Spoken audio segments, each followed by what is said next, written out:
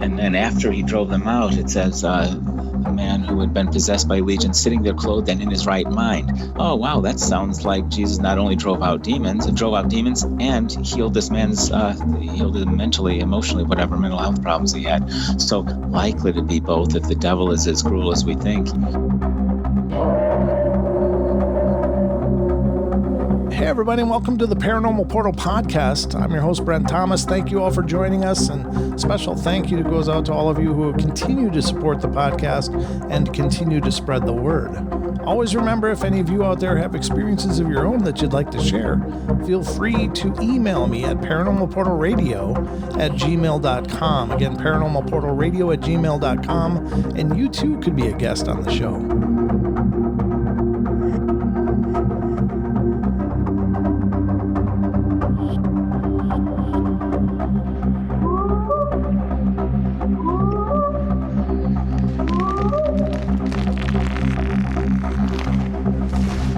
So we got a phenomenal show lined up for you guys today. I am joined by Father Mike Driscoll of the Midwest, who is both a Catholic priest and an exorcist. And he's going to come on the show and talk about the whole exorcism / demon / supernatural stuff. And it's going to be a fascinating discussion from the Catholic point of view. So I hope you guys are ready.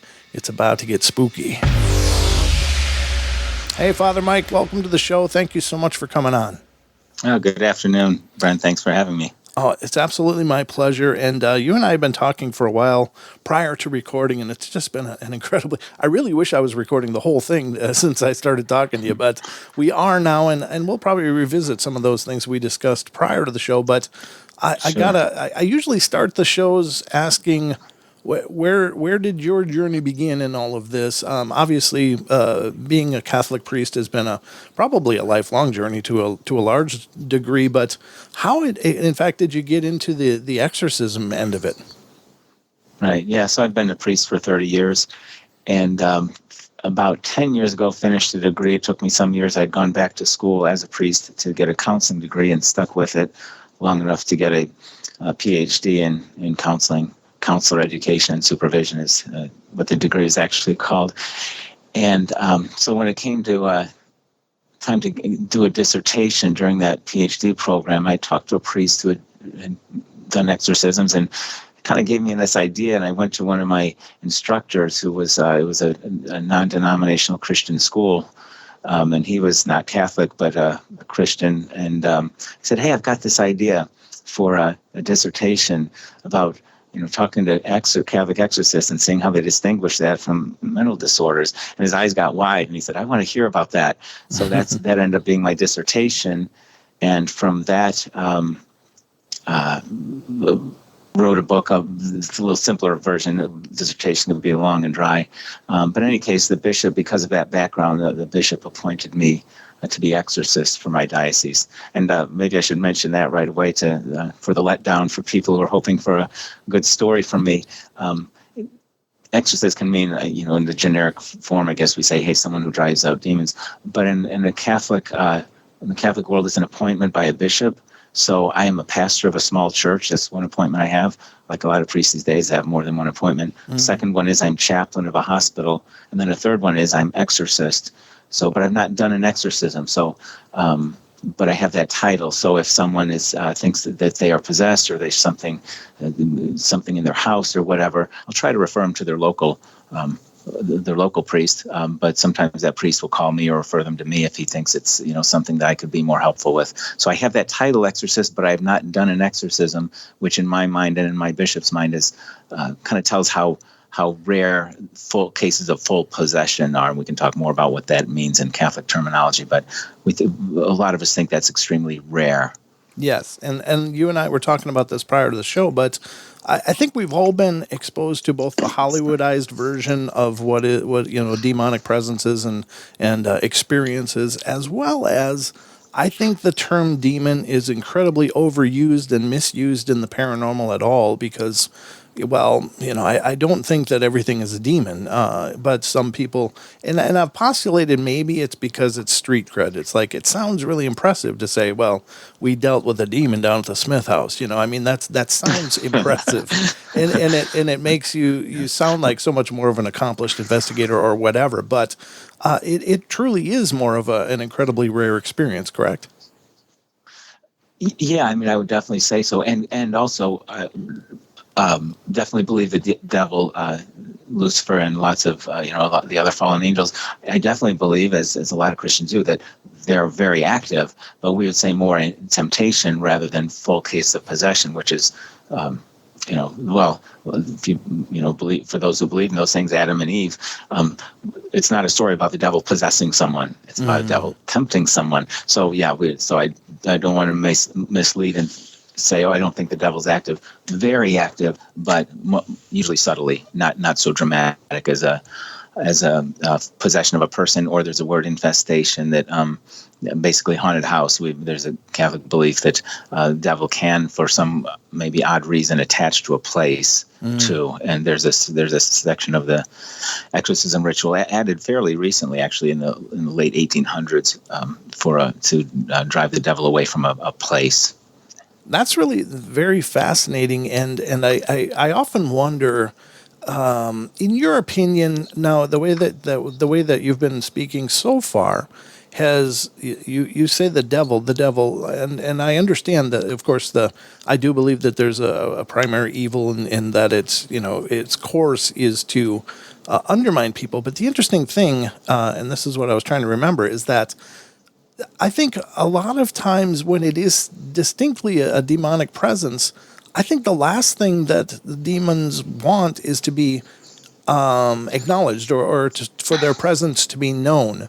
And it seems that they operate almost parasitically, in that they like to perhaps latch onto a person and start out with oppression and things like that, where the person is feeling all dark and it's like you never feel like you're standing in the sunshine. You always feel like you're swimming in this soup of despair and sadness, and it's very much like a very clinical depression. But I don't think they want to be acknowledged if they're there, because it gets in the way of them doing what they want to do, which is what I believe is to either completely undermine and destroy a person, or to possess them, at which case they don't want the person to be aware of the threat. Does that make sense to you? Yeah. If we read about some particularly horrible and well-planned, a horrible crime, we just think, wow, that's just horrendous. How could anyone do that? We just can't imagine that. Mm-hmm. What we find easier to imagine, hopefully we find easier to imagine, because we can all fall into it, is something not as horrible and more subtle, and, well, I don't know if it really hurt anyone, and, those kind of things. I do believe the devil is helping to, egg us on in those ways. Mm-hmm. We've got our own free will and can have our own ideas, and we get ideas from other human beings. But again, Catholic and a lot of Christians would believe, yeah, the devil as angels, and certainly God himself, can give us ideas. But God respects our free will. We talked about this beforehand, by the way. I'll be sharing freely my Catholic faith. Everyone, you've introduced me, so everyone knows, okay, that's a Catholic point of view. May not, or may not be someone else's. But yeah, so can an angel or devil give an idea to our head? Yeah, it seems a little bit spooky until you turn on the radio or drive down the street, and there's billboards and ads and all kinds of ways of putting ideas in our head. Angels and devils can just do it with, without the senses, we would believe. So yeah, that's how he's usually. I like the image of a pitchfork. We laugh at that image, but I like the image because that's what I think he's doing, just jabbing. Like you said, in a dark place. Just I'm hurting. He's jabbing. He's I'm thinking maybe I'll do this little thing wrong. It's not that bad. I think he's jabbing. Mm-hmm. It's symbolically, of course. Right, but no, I think that's it. It's kind of it seems like true demonic presences, and I'm no expert by any means, ladies and gentlemen. I'm just on the outside looking in on this as well. But I've certainly looked into the phenomena for a long time, and it seems like it's a war of attrition in most cases. It's this long, prolonged encounter that hopefully for this dark presence will lead to the the weakening of the person that they're targeting. And certainly they don't ever jump up and go, I'm a demon, I'm here to cause problems, Right. And I think I heard on another of your shows something you just said now about kind of the long haul, or however you just worded it, that if a demon, there's the St. Thomas Aquinas wrote almost 1,000 years ago, and very good at taking the teachings of Christ and saying, well, logically, it seems here's what we can reason from that. And so one of those is something you reasoned from too, which is, well, the time doesn't really affect them. So in other words, an angel or a fallen angel, a devil, doesn't get up in the morning and say, wow, it's going to be a long day, or doesn't at night, wow, that's a tough day, I can't wait to get some sleep. No, they're pure spirit. If they are pure spirits, as those of us believe that, well, then time doesn't mean that much. It's chronology. I mean, yeah, one event happens after another, but why would a year seem any different to an angel than a day, or why would 10,000 years? It's not like they're thinking angels aren't waking up today saying, well, it's July 25th or the 20, is it Monday? What day? They don't do that. They're there. And so, I suppose a demon could leave me alone for 10 years. And if he sees a weak point 10 years later, what's the difference of 10 minutes later? Right. No, I think that's absolutely true. And that's a great way to put it. They're not operating in a system of linear time. And I don't know that there's quotas. I don't know if the devil gives them quotas like, all right, I need 5 souls by Thursday, or there's going to be hell to pay. Yeah. I don't know. And I sometimes interchangeably, which maybe shouldn't, I say the devil. I mean, I do believe there is a head, Lucifer or Satan, sure. And then lots of others, which we call devils or demons. So just in case I use those two interchangeably, I do believe there is a head one. So sometimes I talk about that, but then other times I might be saying the devil, meaning any one of them. Okay, well that's good. I'm glad you clarified that, because the way it was speaking, the conversation was going, it was the devil, it was this term you were using, and I was like, well, it almost sounds like you're ascribing an omniscience to this thing, but I don't think there is an omniscience to quote-unquote the devil or Lucifer or whatever name that is ascribed to it. Right. And this same St. Thomas Aquinas would talk about the knowledge of angels and demons. He'd say that God infused in them at their creation. In other words, they don't study, they don't they don't learn in that way, but that he and God would have, at their creation, given them a certain amount of knowledge. And Thomas had a great phrase. He said, morning and evening knowledge. So in other words, God infused them with knowledge, but the angels at their creation didn't know about Mike Driscoll and Brent Thomas, because we had not been, weren't created yet. So they kind of, as things happen, they gain that kind of knowledge. So he would have called that the evening, later knowledge. But then we'd say there's a third type that God reveals to the good angels that the fallen angels do not have. So one priest was saying they're always full of doubt. What is God planning? What is he going to do? How is this going to end? Is he going to end the world? Will it go on? He might be. I like that speculation. He might be very full of doubt, and so very good at observing the world, because they're spirits, so they can see my past and remember it. Right. But omniscient, absolutely not. Absolutely not. We'd ascribe that only to God. Yeah. Okay. And certainly one of the signs of possession would be knowledge of what's it say? Depending on how you translate into English, distant or hidden events. Let's say, even our conversation here, I wouldn't say that a demon can see the future. That would be only God would say is outside of time and sees all times at once. Mm-hmm. Devil is within time, as we said. It doesn't mean as much to him. He doesn't get tired out in that. But if he does know that I've got on my appointment calendar to be someplace tomorrow, and he sees some other person's going to be there tomorrow, he might know that it's a real good possibility the two of us will see each other there. Mm-hmm. He didn't see the future. He's just like a good weather forecaster who's able to, see a lot more than we human beings are. Oh, right. But omniscient, no. And how much of that type of knowledge every demon has, I wouldn't know. It seems like the top one, Lucifer, seems to see a lot of things around the world. But definitely not omniscient. Thanks for clarifying that. That's definitely not Catholic or any Christian, or as far as I would know, Jewish or Muslim. I don't want to speak for other religions, but I think none of those religions, I think, would put omniscience with anyone other than God. No, that's good, and I think that's important, because, of course, again, getting to the common use of the terminologies. Well, the devil made me do it, and if that were truly the case, I mean, this is a being that is everywhere and anywhere at any moment in time, and at the same time, because apparently he's screwing people over every possible direction. And I don't think that outlook is positive either, because I think that, of course, the dark things are blamed for a lot of our iniquities just because we're foolish or make bad choices from time to time, and we have to own them. But it has absolutely human free will. Yeah. Yeah, I think that we have to own our own bad choices as well.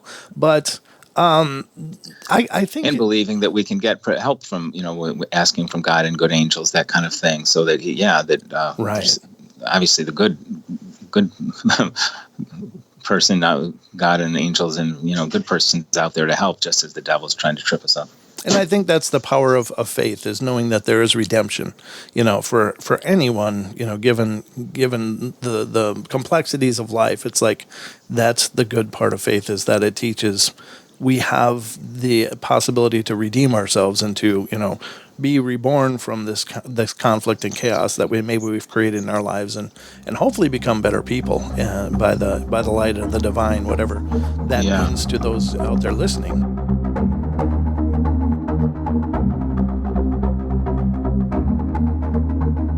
An exorcist said, the second one, a faculty of divulging distant or hidden events, something that they should not know. So that would be a clear one in it.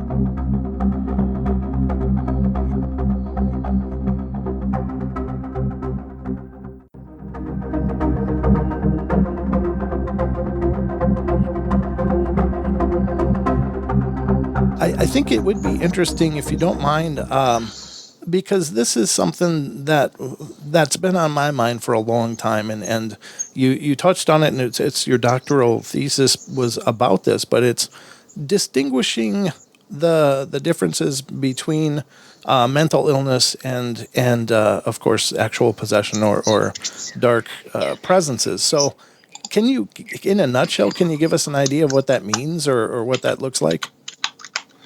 I would say in that can't always do it. I'm chaplain of a hospital that has a mental health unit. So if you meet, I would just say first off that it can be both. It's not mutually exclusive. Okay. And I think I was mentioning to you, and I'll read a line. This is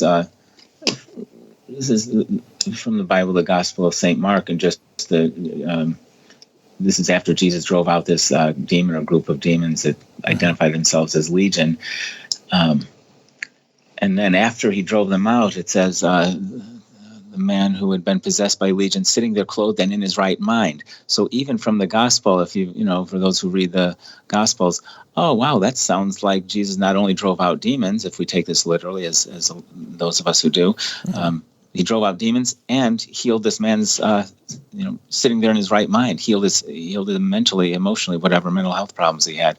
So, it certainly can be both, and certainly maybe likely to be both if the devil is as cruel as we think. Pick on someone wherever their weak points are. And I once gave a talk on the topic, and afterwards a woman asked me a question.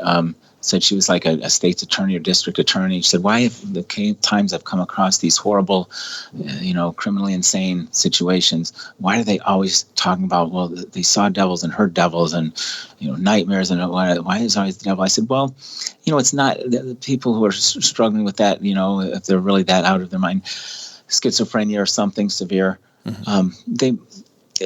they are often in trouble with what they believe are, dark evil forces, I told her. So, it might be, it sounds comical, but it's not at all when the person believes, no, I'm getting, kidnapped by aliens and they're, putting beaming thoughts in my head and things like that. Mm-hmm. Or the CIA is, following me and things like that, which I believe can happen. But, sure. But I don't think they're doing it to me, driving, to my little church. I think they're not interested in me. Right. But when I mentioned that this woman, I said, so dark evil forces and the devil would be one. She shook her head, Brent. She said, no. She said, every time it's demons. And that kind of shifted my thing on it, thinking, I think that, and in my own experience, I thought, she's right. Those others are, in my experience, haven't done a study on it, much more rare. people with schizophrenia being bothered by those things than being bothered by demons. My conclusion personally is that, the devil is picking on, I believe they have schizophrenia, the people I meet who are diagnosed. I don't think I've met any of them who are just possessed with no mental health problem. But do I think the devil made it worse? I sure do. Oh, yeah, and sure. a lot of times. Yeah. So, it's definitely not, in my mind, mutually exclusive. Well, that's an interesting take too, and this is something you and I discussed prior to recording. But I've often wondered, as in my belief, as I stated before, we are spirit first. Like we are this energetic consciousness, and then our body is manifest around us or around that consciousness while we go through the course of our lives and do whatever it is we're doing. But could it be that the presence of something demonic and dark could also have physical ramifications? In other words, showing anomalies on MRIs and make physical testing, find discrepancies in the anatomy, especially the cerebral anatomy, that would indicate mental illness, but may very well just be or could be the cause of having prolonged contact with some dark, possibly lower vibrating entity. Does that sound plausible? Well, yeah, and just that. In that same, and most of the Catholic things come from the things Jesus said and did. We might try and make some conclusions from it too, as a lot of Christians do. But so for example, that guy, that Legion, breaking chains. Well, that shouldn't be happening. Should break my wrists before the chain would break, but he seemed to be able to do it there. So there's some set of rules probably for demons that we don't know. And so, like, there's one. Well, gosh, he seemed to have physical power, and that's one of the signs in the exorcism ritual too. If the person shows power outside of nature, well, this shouldn't be happening. So could that extend to some minute thing like an MRI test? I don't know why not. Sure. Yeah. Well, and I guess the impetus behind that thought for me was, I often thought, in a very sad way, how many people are sitting in asylums that perhaps are dealing with a spiritual affliction and not actually a mental health affliction. And I find it interesting that you say that it could be both, because that maybe makes sense, because like you indicated, perhaps these dark things look for those weaknesses or look for those opportunities, because perhaps exploiting those are much more expedient and beneficial towards their ends. But is it possible that there are people that are in asylums due to a spiritual affliction and not just a physical or psychological malady? I'm sure it's possible, and you talk to some of different faiths, including probably some Catholics, who think that's very common. I think that'd be uncommon that it was because I think the whole possession thing is so rare. But do I think a lot of I tend to be personally pretty holistic, I guess. So Sure. I tend to think, that there is such thing as mental health, but that has a lot of overlap with, let's say, emotional health, and they both overlap with, spiritual, and certainly the physical is involved too. Well, something I've triggered a thought. You had said that, there's an old philosophy thing that I find I love just the thought of hearing it and thought of it, that, it's more accurate to say that our soul has a body than to say that our body has a soul. So I find that fascinating. Like, oh, okay, our soul, because the body's going to die. Oh, the soul's going to go on, and Christians would say, get a new resurrection body at the end of the world. But my soul has a body. Oh, well, what if some more powerful soul and I've opened up to in some way, now that has taken control of it's still my body, but this other entity has control of it. So there's possession. But kind of stemming from the idea that, is it really inside a person? Well, that doesn't quite, that's the way we talk because it's mysterious, but is my soul in my body, or is a demon in a body? Well, not in a physical way, because those aren't physical things. Sure. No, that's a very good point. And I think that's the fascinating part of all of this, is that, we have to look at it primarily energetically, I guess, and not look for the physical deformations or afflictions, but perhaps they can manifest as a result of exposure to those energies, which I think is fascinating. And Is it your opinion then that essentially you were alluding to the fact that maybe there's rules, and I find that really actually very fascinating, because it seems to be, and this is on the outside looking in. I'm not an exorcist either, and I don't deal with possessed people as a rule. both in actuality and as a rule, I would try not to. But would you say then that that the cause or the goal of possession requires either an implied or expressed permission of the person through maybe acquiescence by just surrendering to this darkness, or perhaps inviting it in some cases? Would you say that perhaps that might be an underlying factor in all of this, that a person has to give some form of permission, or just by surrender, allowing these things in? And here I'll try and, as throughout, I'll try and stick with, make distinction if I'm giving my guess or opinion, Sure. Within what the broader Catholic teaching is, which is pretty broad, because as one priest said, we don't have a roadmap to this other side. So, I'm sorry, I just lost that train of thought. You were just asking about the demons. Permissions. Right. So some would... I said I think there's maybe some set of rules, but maybe not. Maybe part of the devil's work is just being random. And well, why does he do it so rarely? Well, as you pointed out, maybe that's overall detrimental to him to be too open, and most of the time it's better for him to be subtle. So maybe there aren't. So of course he's constrained by whatever rules God has upon him. Right. The devil's. Permission. Some would say, a great line from an exorcist. He said, he doesn't think that just happens. He said, I don't think anyone just wakes up possessed. They build a relationship. Just like, how does a person become a saint? Well, by definition, that means building a relationship with God and increasing it and strengthening it. Mm-hmm. If you do the opposite, then you can end up possessed. Yeah. So there's that, but some would say, but there seem to be, if possession is extremely rare, then the times when, I think before the show started, we're talking a little bit about the possession of Emily Rose, which was based at least somewhat on a true story, and it seemed to be someone who was, that's one of the questions raised in the movie at least, and some kind of a holy person who the devil kind of attacked for that reason. So can that, having the devil possess someone who didn't open up at all? A lot of exorcists, and that would say no, but as a Catholic, I can't point to a teaching that says that can never happen. Mm-hmm. From experience, it seems that people have, as the one exorcist said, they don't wake up that way. They've built a relationship in some way. Mm-hmm. But it's strange, like that the case that the movie The Exorcist was loosely based on. It's like a 10-year-old or 12-year-old kid that had been introduced to the Ouija board and some other things like that by an aunt, I believe. Yes. And ended up being possessed. Well, there should be some protection of innocence has some protection. Mm-hmm. How much did a 10 or 12-year-old, whatever he was, know what was going on? But maybe that was all the devil needed. And yet again, at the end, that was driven out of him, apparently from everything I've read. Yeah. Lots of unknowns.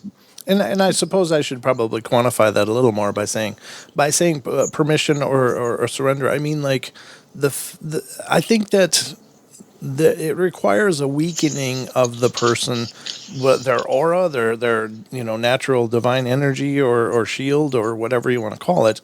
But I guess I don't believe or don't want to believe that these things can just make a bum rush into somebody and then boom, it's done, like you say.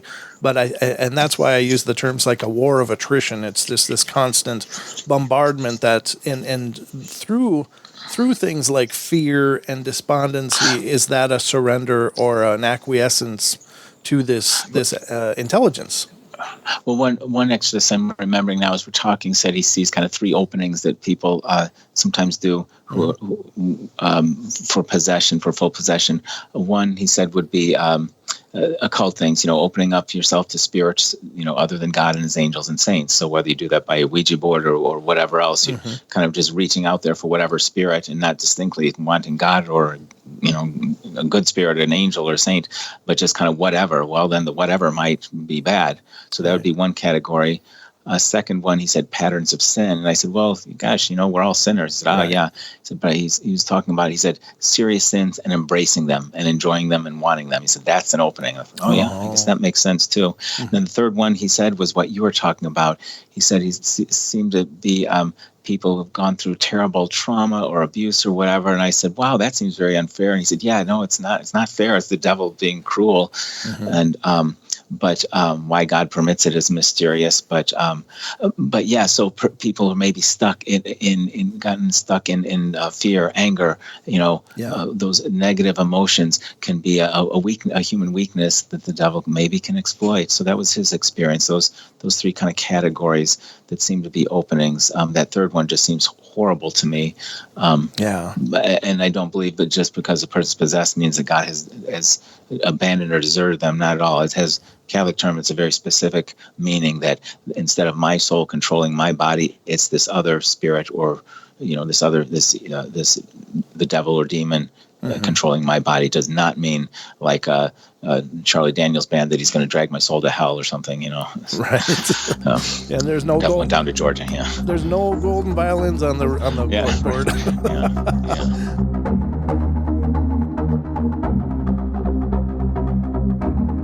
I think they're a mixture, right? I've never heard an exorcist say that he saw a head turn around. But as far as the levitation, I've heard that secondhand.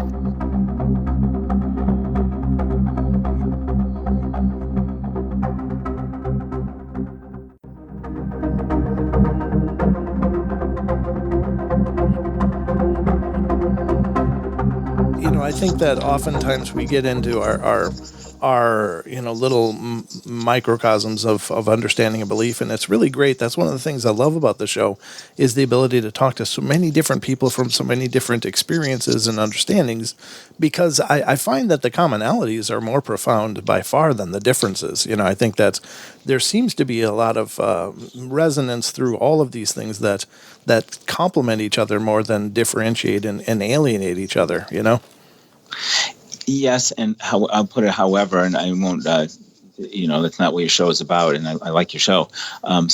But if we were to start talking about specifics of morality, you get, sure. Some very different opinions. What I'm thinking are, wow, don't be doing those things. That's really bad, and for your soul and whatever. And someone else would say, oh no, that's actually a very good thing. Right. So so that's where the differences would come. And I know you wisely avoid them on your show. Otherwise, just be a show of arguments, and that's not what you're trying to do. No, not at all. And when I contacted you, I said, hey, I've been enjoying your show. Yeah, I was really thrilled with that because, I've always wanted to make the show as accessible to everybody as possible. I try to keep personal judgments out of it, and I'll be the first to say I don't agree with everything anyone says on the shows, but I really appreciate the dialogue because I think understanding is important, and we certainly stand to learn from each other more than anything. So you're bringing a lot of gems to the table. If you wouldn't mind, could you talk about some of the experiences that you've heard of as far as exorcisms and what people have witnessed, any strange things or any that you're aware of? The priests that I've talked to that have done some exorcisms, I can, the ritual of exorcism has kind of three sections. Mm-hmm. First one is some instructions. Second one is the exorcism ritual itself, which is actually mostly reading Psalms and gospel readings, but also 3 times where the exorcist specifically tells the devil, in long drawn out insulting words, telling the devil to get out, the devil to get out. And then the third section is 4 places. But that first part with its instructions, got that in front of me, and I won't bore you, just a line or two. And this one was the opening for my dissertation, and it fascinated the dissertation committee, which we had maybe 4 people, only one of whom was Catholic, and they were like, wow, really? Because this ritual goes back to 1614 in printed form, and older than that in verbal form, before the printing press. Sure. But here's a line: especially the exorcist should not believe too readily that a person is possessed by an evil spirit, but he ought to ascertain the signs by which a person possessed can be distinguished from one who is suffering from The Latin was melancholia, which would have been a catchword for all mental illness. Mm-hmm. So way back in 1614, the church is saying, do not believe too readily. Look for signs that distinguish between, possession and melancholia. We'd say depression, but just the catchword for mental illness. And then signs. So these are things to answer your question. What have I heard? I'll start with these, that the signs that can be abilities to speak with facility in a strange tongue or understand it when spoken by another. So one exorcist said, you'll hear that the person, responding in Latin or Greek or some language that they should not know. Mm-hmm. Have to be a little bit careful there, because what if they do know that language? What if they took Latin in high school or something? So Just got to, don't want to jump too quickly even at that one. Mm-hmm. This one, an exorcist said. The second one, he said, that's the clincher. Faculty of divulging future or hidden event, distant or hidden events. Someone starts telling me things about my past that they shouldn't know, that I've never met them. I think, okay, where are they getting that? Something that they should not know. So that would be a clear one. And exorcists have said, yeah, that does happen. And then the third one is display of power beyond a person's age or natural condition, physical things that should not be happening, like great strength. And here's a story. A exorcist said that the person was in the Catholic Church, and without going into detail, but there was something we use in the Catholic ceremony outside of Mass, and this person was too far away that he said that shouldn't have been happening, that they kept spitting from a great distance and hitting it. It's like a gold cross where the host would be. And he said that he's watching this saying that, okay, that's not possible. That's not possible. So that was one of the signs that time. And that covered all the bases by the devil. He's doing something impossible, disgusting, and blasphemous. He's like, yeah. So, so I get that, like, there is one, this strength, which we're not don't want to jump too quickly at that. I'm a chaplain in a hospital. Anyone who's worked in an emergency room will tell you, you get someone who's out of their mind just because of mental health or drugs or alcohol. It's amazing how strong a person can seem to be when they don't have any concern about hurting themselves and others. So you have to be careful. But at some point, you could say, that's too much. Yeah. And so they've talked about that. I'm trying to think of some of the other specifics that a change in the eyes, like maybe a couple of things I'd heard was one like all black, something right out of the TV show Supernatural, right? But something like that, or the opposite. I think one said he couldn't see anything but the white. That would be even more creepy in a way. Right. Or something about the eyes of a snake, the split iris. Exorcist said he's seen that. So just some things like that even if not the great physical strength, but as that third sign is things that are unnatural, like, wait, that should not be allowed to happen. And that kind of comes around back to your thing. Well, gosh, what physical things can the devil mess with an MRI? Who knows? Right. I can't sit here and tell you, oh no, can't do that. I don't know. Sure. They can do these other bizarre things. And I think you're right about especially about the physical strength. I mean, there's certainly substances a person can be on that would grant them strength, and I think it's just basically the person overriding their normal pain parameters. Of course, I think everybody's heard some version of a story where, like, a mother car rolled over and the kids were trapped. The car was on fire, and somehow she found the strength to roll a car over to get her kids out, and things that shouldn't be possible, and yet were accomplished just by adrenaline or any other features. But we're conditioned to think that we're this strong and in this one parameter. Mm-hmm. But I think physically we have the ability to be much stronger, but we will also be injuring ourselves, which is a normal body mechanic to avoid. So strength I think would be misleading. As far as that, that story we hear that we never see documented, but I like to think that happens, and I like to attribute that, hey, well, maybe that's the opposite. Maybe God or that person said a quick prayer and asked an angel to help. And so, if the devil can give great strength, so can God and an angel. Again, on what occasions? Oh, gosh, that's mysterious. How does God decide when he'll do A lot of us would define a miracle as something outside the laws of nature as well. In Catholic, we never call anything from the devil a miracle. Just by definition, we don't want it. That's a good thing, and we don't want to use the same word for the bad thing. Right. But obviously, God has. For those who believe in a creator God who sets the laws of the universe, well, then it's up to him when he's going to work outside of those laws. But the devil doesn't have that same power. Certainly, he can't just throw God's laws aside, as God can decide when to use his laws and when to go around them. But the devil's got some other set that being a pure spirit and who knows what else. So there's a lot of, again, we don't have a roadmap to that. Now, before also we recorded, I think a lot of people have heard the claims of, and we've talked about this a little bit, but have heard the claims that in recent times there are so many more exorcists being pushed forward from the church. And is that to be construed as potentially a sign that, and I don't expect you to speak for the church per se, but in your own observance or opinion, is there more evil happening now that's requiring more exorcisms, or is it just a function of the church that maybe wasn't addressed for a long time, or what? Interesting, because if there's more evil happening, maybe there could even be less possessions. Maybe the devil's working in other ways. And you'd have all different opinions amongst your listeners, but which laws are moral or immoral, and corporations, what are they doing that's moral or immoral? So, sure. But certainly the devil could be using his temptations in the subtle ways in the halls of Congress and in corporations. Sure.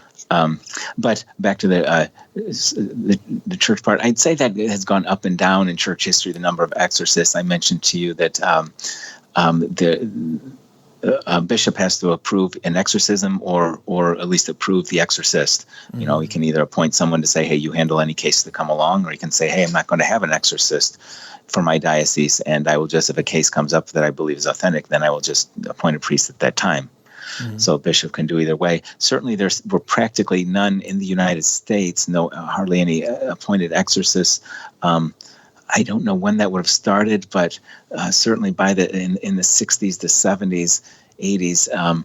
But then, there's certainly been an increase in the exorcists. I think part of that, I'm sure part of it would be, as you call it, catching up. Like, hey, wait a minute, there was nothing that said, we had the Second Vatican Council. Well, yeah, that didn't come up with new things, and it certainly didn't say get rid of the office of exorcist. So just there's some confusion.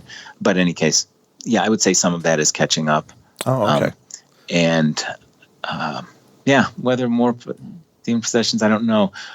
It seems common in the Gospels. And so some of us would say, well, yeah, before the coming of Jesus Christ, it was more common, and less common after that, but could certainly go up and down. Yeah, as could the number of exorcists. But it seemed like 20 years ago when I started kind of looking into that, that within 15 years ago, the numbers were starting to increase from a handful in the whole country who were appointed with a stable office to, I don't know, I'm sure there are a good 50 or more right now. Okay. Is there a couple? Yeah. Yeah. So I mean, from a handful to 50 or more, that's a huge jump. Yeah, absolutely. But when you think about it in total landmass of the United States, that's really not a lot of people, And that's right too. Yeah. Not every bishop appoints one for his diocese. They would just say, and that's up to the bishop. He might say, well, I'm not having cases of full possession. I will, appoint an exorcist for the case when I need it. Wow. I think that happened. Do you remember that one you had asked about strange things? Do you remember, Brent? I don't know how long ago. It was I don't know anything more than what I read in the papers. It was in Indiana somewhere. And it seemed like a social worker and a police officer and someone, a nurse, several people witnessed this of a kid crawling up a wall or something. Does that ring a bell with you? Yeah, it does. Yeah. And if I remember right, reading that the bishop appointed the priest who first was brought. Some people came to him. I think they were not Catholic, but went to a local, priest and said, we've got a problem here. And he checked it out. And this young person, I don't know the age, was in the hospital. I'm sure I'm garbling the details. But if I'm remembering right on the point you raised now, I think that was a case where the bishop just, kept it somewhat quiet, but did say he had appointed that priest, authorized that priest to do an exorcism. Oh yes, I do remember that, and oddly enough, you're right. It kind of jumped on into the national consciousness and then just kind of went away. So I guess I didn't realize that there was an exorcist appointed to that case, but I hope it was Check successful. me on that because I don't have inside information Sure. on that. I think just remembering it, and hopefully the fact that we didn't hear anymore was a good thing. That was the demon was driven out and never to come back. Yeah, and that's certainly a sensational display of and not in a good way, of people crawling up the walls and stuff has got to be absolutely creepy. And I think we've all seen, the Hollywoodized versions of it, but I don't know that those are necessarily a good criteria to judge the real thing by. I think they're a mixture, right? I've never heard an exorcist say that he's even a secondhand saw a head turn around, which is the great classic sign in the Exorcist movie. But as far as the levitation, I've heard that secondhand. Mm-hmm. And those three signs that I read you are actually, the devil likes to mock. There's that line from Prophet Isaiah, I will be like God. Well, the devil knows he can't be God. He knows he can't create a universe. But so I want to be like, so we just mockery. So all those three things are mocking things that are found in the Bible. So the speaking languages a person should know. Oh, well, again, those who are familiar with the New Testament would say, oh, wow, wait a minute, that's at Pentecost. The Holy Spirit came and the apostles spoke in different languages. Mm-hmm. Oh, the devil's mocking that. Instead of preaching the glory of God as the apostles did, oh, the devil's blaspheming in other languages. Mm-hmm. The second one about knowledge of distant hidden events. Oh, that's what God did with his prophets in the Old Testament, revealed things to them. Oh, the devil's going to mock that. And as far as the physically impossible things, oh, Jesus did miracles. The devil's going to do things that seem impossible, only bad rather than good. So, right. Yeah, he's mocking with those things. This is absolutely fascinating. And I really thank you so much for first reaching out to me and then coming on the show, because I think there needs to be a lot more information and understanding of at least the idea of what this means, because unfortunately it's definitely a case where, like I mentioned before, people are throwing the name demon around all the time because that just sounds cool, I think. And also to understand, which is kind of backwards and twisted when you think about it, but you know what I mean. It's like, it's one thing to say, hey, I grabbed onto this garter snake, or I wrestled an anaconda. Well, you're going to be more impressed with the anaconda guy. So, I think that people I said something in counseling class once that made them laugh, because the teacher said something about fighting like the devil. I said, wait, can I interject there? I said that, if you have this kind of belief, we believe the devil fought one war and lost it, so he's not that good a fighter. And they all laughed, but yeah, so I don't want to make it sound anything here that I think the devil is going to win somehow, but sure. Do as much, scorched earth. How much damage can he do before it's over? Yeah, and how much can he corrupt and twist? Yeah, that's for sure. And it's a terrifying concept, but I think it's good to put it into a little bit of perspective and to understand some of the ideas around it, because again, there's more misinformation and bad information about this than there is what we would consider at least an educated bit of information. So I really thank you for coming on the show and bringing that to the table. Oh, well, thank you. Good to talk with you. Look forward to it again. Yeah, we can definitely have you come back, and we'll dive a little deeper into this. This was kind of the good 30,000-foot view of the phenomena, and I think we can drill down into this a lot more and hopefully help at least increase some understanding, or at least maybe bring some more reasonable vocabulary to the phenomena. But thank you, Father Mike. Go ahead. Yeah, just that I mentioned briefly, and if you ever want to talk again, that the third part of the ritual is about places. So that's what. Most of what I end up doing, I talk with people about their spiritual life and, emotional and mental health and those things, but also about the places. What is this, a devil? How can I tell? What's it look like if a devil's causing problems in a place? So that's part of the ritual too, an add-on end of the ritual part. And we can talk about the infestation of a place if you ever want to. Actually, would you mind at least visiting that a little bit right now? Do you have the time? Yeah, just the mysterious, but that again.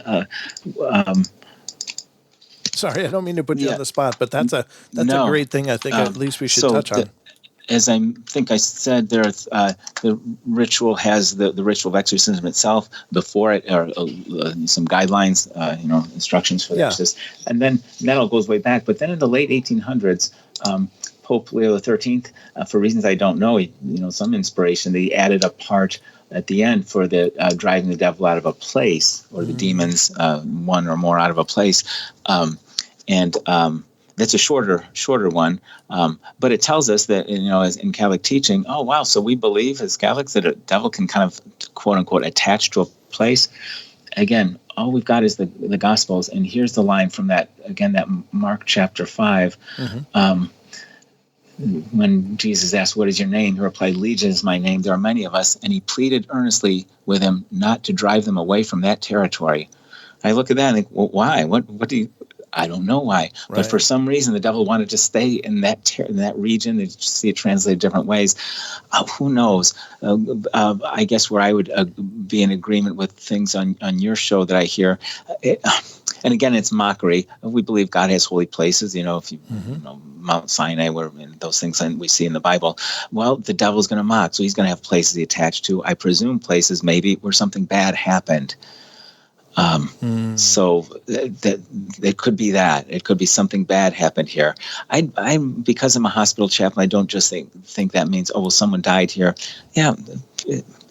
People die, and people die in all kinds of places now. It's usually in a home, nursing home, or hospital. But over the centuries, a person might die anywhere, and I'm not one to think, and therefore there's something about that place. But maybe an unjust death, maybe a murder, maybe something, an abuse, some horrible thing happened. The devil kind of like to hang out there. I'm sure it's not exactly that, because he's not a human being, but something like that. I don't know. Why did this demon in the gospel say, plead, don't drive us from this region? I don't know, but he seems to like certain places. Yeah, it's like the demonic spa or something. That's it's a horrible possibility. I don't know. And oftentimes we of course hear about haunted places, especially in the course of doing the Paranormal Portal. Well, we talk about a lot of them, and it does seem that there is some consistency to the fact that where there are places where people have suffered or been in pain or anguish or any of the horrible, intense emotions, that those do seem to be places of pretty high activity for spiritual phenomena, and I'm normally not in a real good way. So. There does seem to be a spirit of places, and maybe if that spirit is so imprinted with that negative, psychic energy or whatever, maybe that's a place where they can stay and feed or something. I don't pretend to know, but it is a curiosity, isn't it? Yeah, that's like I wouldn't. Yeah, and wow, that's a whole other discussion, because I wouldn't use that terminology to say feed off it. But you could say, well, what do you mean by they like that place? Then I'd say I don't know. I don't know why. Again, it's just something we don't understand about that. Well, in a nutshell, I don't know. And again, I don't pretend to speak with any authority on any of this, but I've kind of considered what are these dark, negative energies, demons, etc. What are they? And it seems clear that they're out or cast out of the luminance and radiance of the divine. So would they still need to subsist on energy of some kind that's not coming from the divine source any longer? Does it come then from the negative sources, meaning pain, anguish, all those horrible experiences people have that may imprint upon the areas? So it's just it's a curiosity, an idle theory of mine, but yeah. See, and I would as a Catholic be saying, well, no, they don't need to feed on it, but okay, well, if the devil is miserable, unhappy, and never going to be happy, well, then why does he care where he is? He's unhappy anywhere. So why that? Again, back to that, and again, I'd say I don't have an answer. Yeah, it's a conundrum, and probably one that we'll never be able to answer. But that is very curious, and yeah, I'd love to have you back on to discuss some of this further if you've got the time and willingness. That'd be phenomenal. Yeah, look forward to it. I do want to end with hey, Billy, as I hope everyone listening believes, God is more powerful, angels and saints more powerful. So yeah, we talk about a dark topic. I think it's always good to end with the good that. There are more powerful people on our side. Absolutely. And then thank you so much for helping to bring some reason to this discussion, Mike. Father Mike, and I really appreciate having the opportunity to get to know you as a person as well. Thank you so much. Same to you. Yeah, I will look forward to hearing from you. All right, it's been an absolute pleasure, sir, and I'll be in touch, and we'll get you back. Thank you. All right. God bless everyone. Bye. Thank you. We're not alone.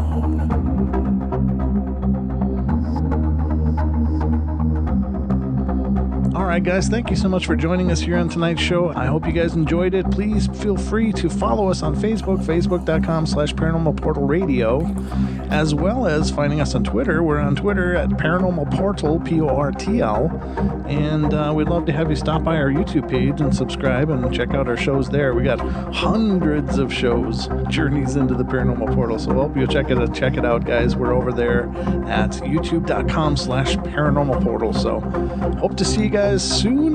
We'll be back, of course, for more podcasts in the coming days. So we love you all. Be good, be kind, be nice. Take care of each other. Help each other out. Find the magic in every day, and remember to laugh as much as you can.